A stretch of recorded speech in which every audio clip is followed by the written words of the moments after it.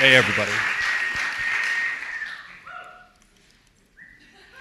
This story takes place about 17 years ago in Green Bay. I'm a teenager at the time. And I'm in my late teens, and one of the wonderful things is Green Bay is such a boring town, and when you turn 18, there are so many freedoms afforded to you. You can buy lottery tickets. You can buy cigarettes. You can buy pornography. You can even scar yourself. So that's what I did on my 18th birthday. I pierced my ears. My parents, who are here, were super livid. And there was one more thing you could do, and I was smart enough to know that I was dumb.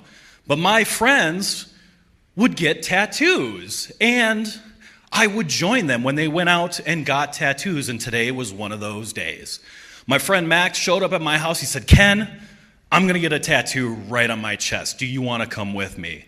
And I said, yes, of course. So we jet over to the east side of Green Bay, and he meets with the tattoo artist, and, he's talking about what he wants to get. And, Leviticus 19:28 says that you should not put a mark on your skin. But Max was going to get a tattoo of a cross on his chest because Jesus. And, I was just going to sit there and watch the whole thing. So he sits down, the tattoo artist shaves his chest, and he leans over him, and he starts, inking the outline of that magnificent cross on his chest, and I'm just sitting there waiting, biding my time, watching this all happen. Well, after a few minutes, there's this woman that walks in, and the tattoo artist clearly knows who she is. She's a regular customer. And he says, "Hello, how you doing?" And she goes, "Hey, how you doing? I'm gonna, put another step on the ladder." And the artist knows exactly what that means, but me, I'm in my late teens. I'm a good Christian boy. I don't know what a ladder is. So I ask her, "What's a ladder?" Now, something you should know about this woman, just by the looks of her, I could tell that she did not enjoy the same middle-class, comfortable upbringing that I enjoyed. She probably was working in a cash economy on the streets. And she had the gregariousness that goes along with that. And I had asked her very naively, "What's a ladder?" And she goes, "Do you want to see?" And I go, "Well, yeah." So, without skipping a beat, she unbuttons her pants and she pulls down her jeans. And then she's got her panties on. She tucks her thumb on the inside of her panties, kind of the sexy way that strippers do.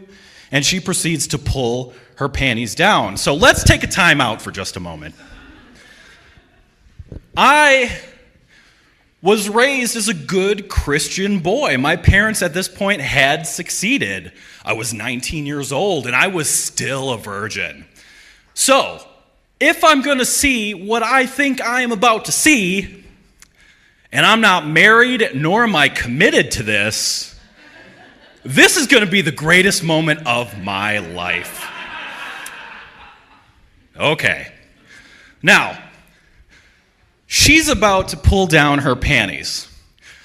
My experience up to that point, I was 19 years old. I was familiar with the scientific literature that was available, published by Hugh Hefner.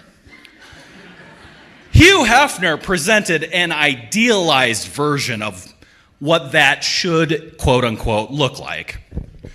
Some of you may be also familiar with another scientist in this field, Larry Flint. His data was a little more raw. Thank you. That research did not prepare me at all for what I was about to see.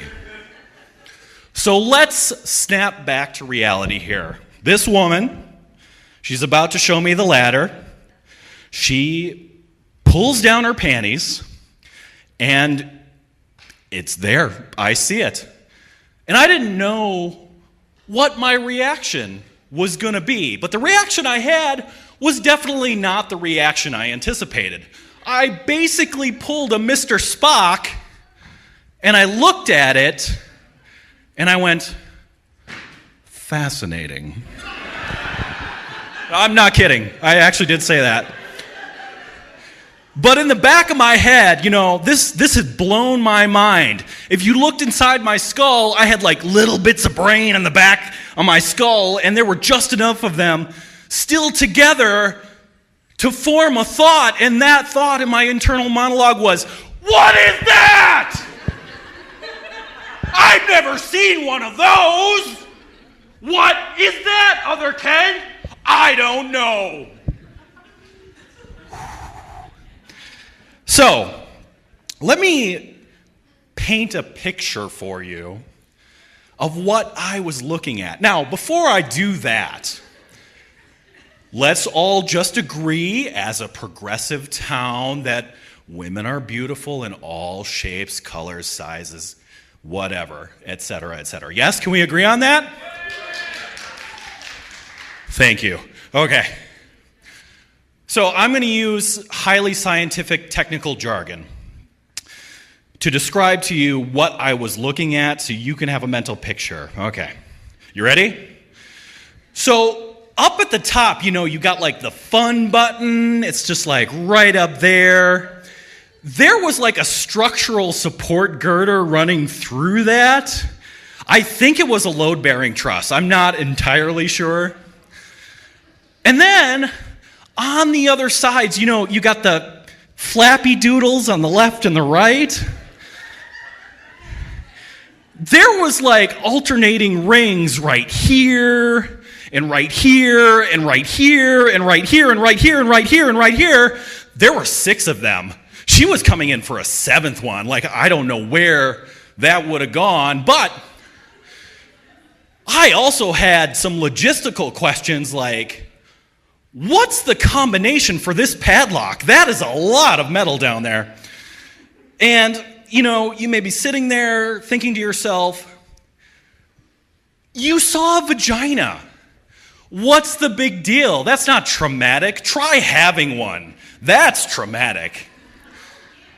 And my point is this. 1, Max's tattoo turned out fantastic. I bet you forgot about him. 2, that story happened 17 years ago. I've never seen anything in my field research that remotely resembles what I saw that day, so that leads me to conclude that that woman is a rare and beautiful unicorn, and I would spend the rest of my life trying to see that again in the wild.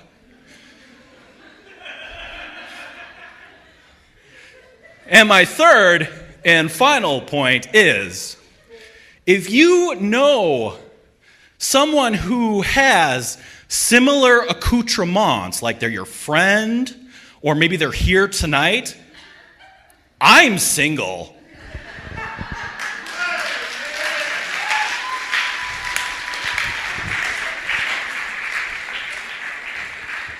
Hey, Ken.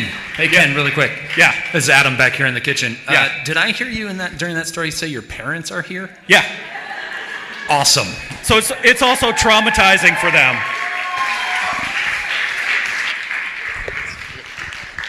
Nice. So that's a thing that happened. I snorted twice, but I will be honest and say the most uncomfortable I was when he said panties. That's it. The other stuff, it is what it is. Can't handle panties, sorry. And I have daughters, okay? They come up to me and say panties because they know I can't stand it, all right?